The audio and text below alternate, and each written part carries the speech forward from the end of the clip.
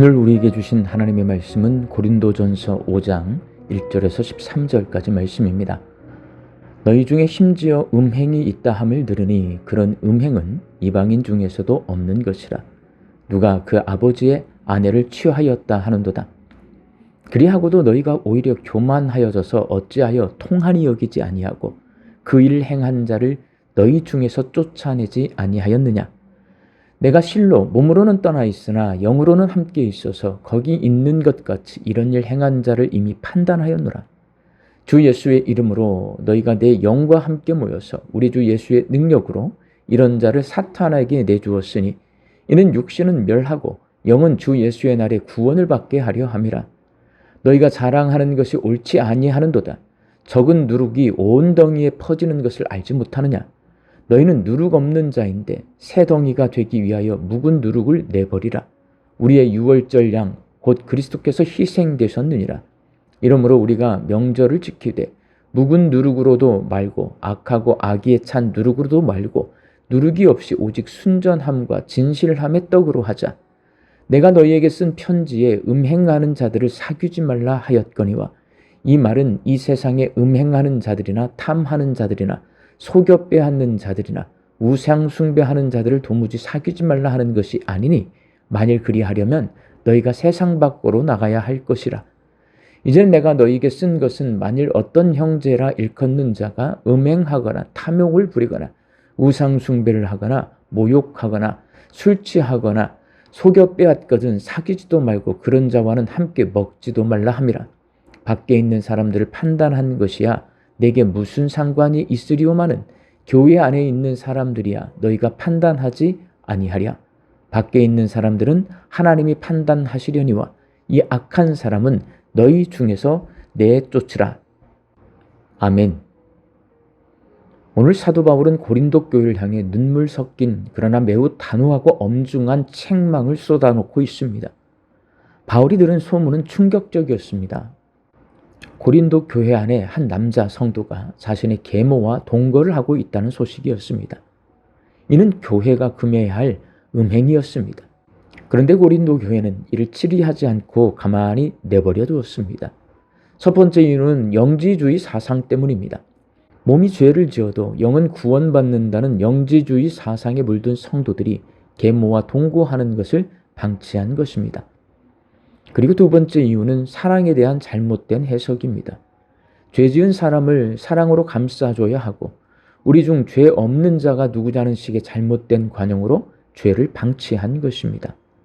죄를 인정하고 회개하고 돌아왔을 때 용납하고 용서하고 사랑하는 것이지 그 죄로 인해 교회 공동체가 흔들리는데 이를 방치하는 것은 죄입니다.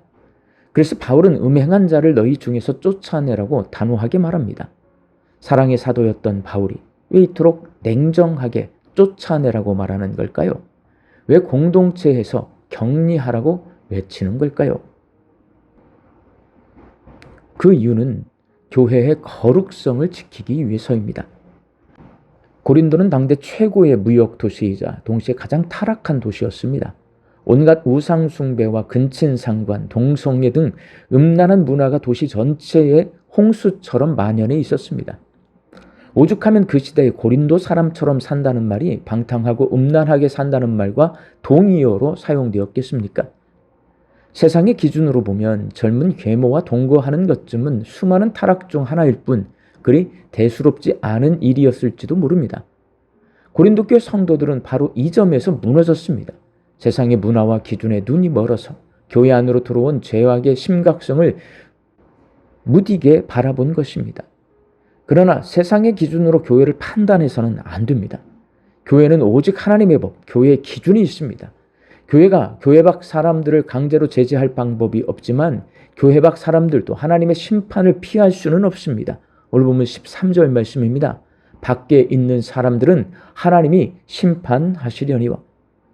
남자가 남자와 결혼하고 여자가 여자와 결혼해도 그것을 인권이라고 부르고 도리어 하나님의 창조 질서를 말하면 차별이라며 큰 소리를 칩니다. 아무리 주장하고 큰 소리를 쳐도 하나님의 심판을 피할 수 없습니다. 세상이 타락하는 것을 교회가 강제로 제지할 수 없습니다. 그러나 중요한 것은 세상의 법칙이 교회로 들어와서는 안 된다는 것입니다. 교회는 거룩해야 합니다. 하나님의 법 앞에서는 계모와 동거하는 것도, 세상의 음란을 교회로 끌고 들어오는 것도 명백한 죄고 악입니다. 교회의 거룩함을 지키기 위해서는 이 악한 것들을, 죄를 단호하게 도려내야 합니다. 바울은 6절에서 적은 누룩이 온 덩어리에 퍼지는 것을 알지 못하느냐라고 말합니다. 아주 작은 누룩 한 조각이 밀가루 반죽 전체를 부풀려 변화시키듯이 죄를 용인하고 방치하는 작은 타협 하나가 교회 공동체 전체를 영적인 부패로 몰고 가게 되어 있습니다. 좋은 게 좋은 것이라며 죄를 덮어두는 순간 교회는 거룩함을 잃어버리고 세상과 똑같은 집단이나 단체로 전락하고 맙니다. 사랑하는 광주 양림교회 성도 여러분, 거룩은 거저 주어지는 것이 아닙니다. 죄와 싸우는 치열한 영적 몸부림이 있을 때 지켜지는 것입니다. 오늘 말씀은 단순히 과거 고린도 교회 음행 사건만을 지정하는 것이 아닙니다. 오늘날 우리는 눈과 귀를 자극하는 대중문화와 타락한 세상 사람들의 행태 속에서 살다 보니 남들도 다 그러는데 뭘, 이렇게 세상의 가치관과 타협하는 자세를 가질 때가 있습니다. 그렇게 되면 이 모든 것들이 적은 누룩처럼 스며들어 죄를 세속화시킵니다. 우리 공동체 안에, 그리고 내 심령 속에 자리 잡고 있는 악한 생각과 영적 음란함들을 단호하게 도려내야 합니다. 아프더라도 썩은 부위를 도려내야 온 몸이 살 수 있습니다. 세상이 아무리 어두워지고 타락할지라도 교회는 세상의 대안이 되어야 합니다. 세상이 교회를 보며 교회는 우리와 다르다, 교회는 거룩함이 있다라는 것을 느낄 수 있어야 합니다. 우리 안에 스며든 세상의 기준을 과감히 쫓아내야 합니다. 죄에 대해 타협하지 않는 영적 거룩함을 회복해야 합니다.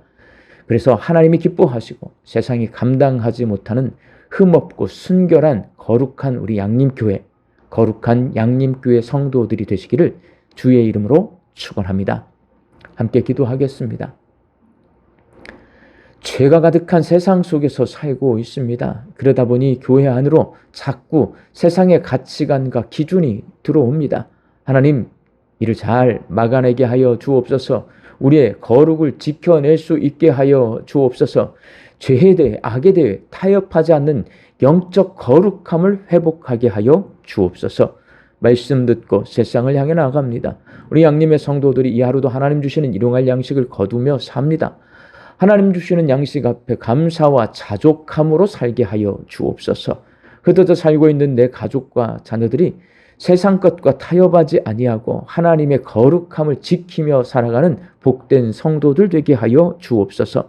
육신 연약해서 낫기를 간구하는 환우들을 불쌍히 여겨 주시어서 예수님의 능력으로 치유함을 얻게 하여 주시고, 오랜 시간 침상에 누워 계시는 장기 환우들과 어르신들이 천국 소망 붙들고 오늘 이 하루를 살게 하여 주옵시며, 애쓰고 힘써서 돌보는 가족들 위해 새 힘을 더하여 주옵소서. 예수님의 이름으로 기도하옵나이다. 아멘.